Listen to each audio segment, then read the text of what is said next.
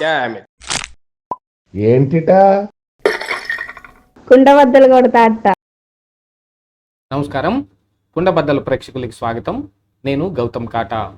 ఈ వీడియోలో నేను మీతో చెప్పాలనుకునే అంశం వైఎస్ఆర్ కాంగ్రెస్ పార్టీ అంతర్గత యుద్ధానికి, అంటే ఇంటర్నల్ వార్ కోసం గోరంట్ల మాధవ్ చెప్పిన ఆ విషయానికి ప్రయత్నాలు చేస్తూ ఉంది అన్నట్టుగా ఇప్పుడు కొన్ని సంకేతాలు అందుతూ ఉన్నాయి.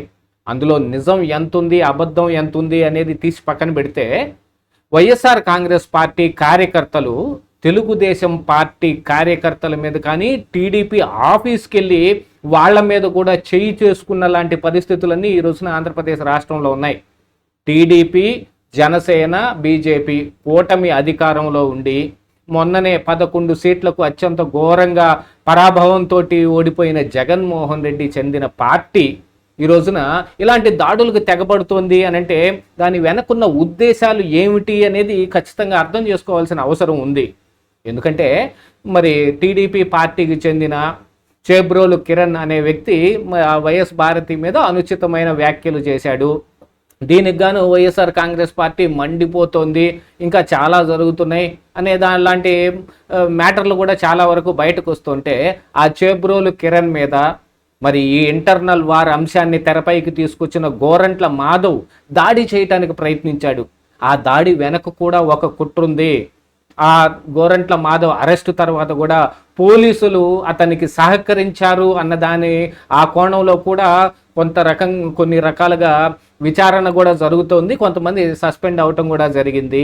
అసలు గోరంట్ల మాధవ్కి చేబ్రోలు కిరణ్ని అరెస్టు ఎక్కడ చేశారు, అక్కడి నుంచి ఏ వాహనంలో తరలిస్తూ ఉన్నారు అని మినిట్ టు మినిట్ ఆయనకి సమాచారం అందించిన విషయం మీద కూడా లోతైన పరిశోధన జరుగుతుంటే, మరొక పక్కన ఒక టీడీపీ కార్యకర్త వచ్చే 2029 ఎన్నికల్లో జగన్మోహన్ రెడ్డి తిరిగి గెలిచి చూపించు అని ఏదో ఒక బూత్ మాట కూడా వాడాడు. అయినప్పటికీ కూడా మరి వైఎస్ఆర్ కాంగ్రెస్ పార్టీ అధికారంలో ఉన్నప్పుడు ఇలాంటి బూతులు కొదవే లేదు. అలాంటి బూతులు ఎన్ని వాడినా కూడా మరి టీడీపీ పార్టీ నాయకులు కానీ కార్యకర్తలు కానీ వాళ్ళ మీద పడి దాడి చేయలా.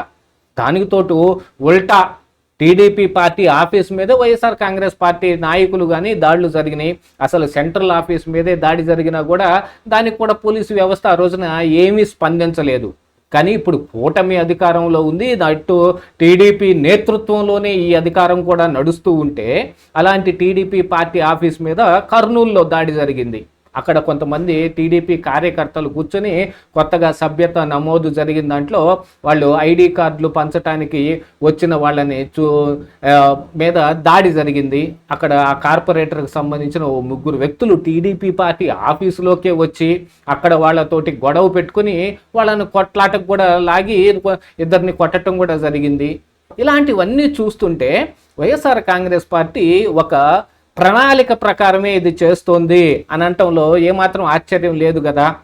అంటే దాడులకు తెగబడి ప్రతి దాడులకు ఆహ్వానించి ఈ అంతర్గతంగా రాష్ట్రంలో అనిశ్చితి నెలకొంది.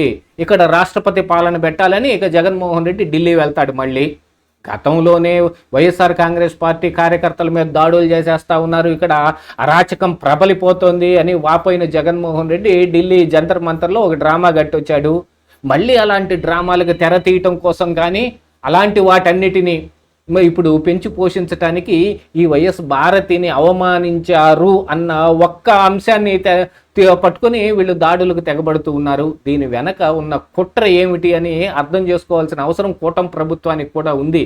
ఇట్లాంటి వాటిని ముందుగానే అనగదొక్కకపోతే రేపు నిజంగా వాళ్ళు అనుకున్నది జరిగే అవకాశాలు మెండుగా ఉన్నాయి. అందుకనే వైసీపీ వ్యూహాలు ఎలా ఉంటాయనేది ఖచ్చితంగా కూటమి పార్టీలు అర్థం చేసుకోవాలి.